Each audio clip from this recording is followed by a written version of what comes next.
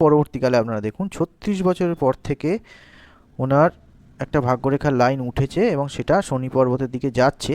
আমার যেটুকুনি ধারণা উনি যেরকম এগোচ্ছেন তাতে এই ভাগ্যরেখাটা আরও উপরের দিকে উঠবে এবং সেটাতে ওনার জীবনে আরও উন্নতি হবে। তো এখন ভাগ্যরেখার যে অংশটায় উনি রয়েছেন এবং ওনার যা বয়স তাতে কিন্তু ওনার জীবনে চচ্চর করে উন্নতি হচ্ছে এবং সেটা উনি বলেওছেন যে আগে যে পরিস্থিতিটা ছিল অনেকটা কেটে গেছে ওনার।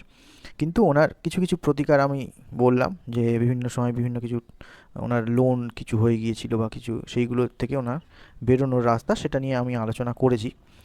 এবারে আসি আমি একটু শিরোরেখার আলোচনায়। আমি শিরোরেখাটা আপনি দেখুন, শিরোরেখা আর জীবনরেখার মাঝখানে একটা ছোট্ট গ্যাপ তৈরি হয়েছে এবং শিরোরেখাটা এইভাবে এসেছে।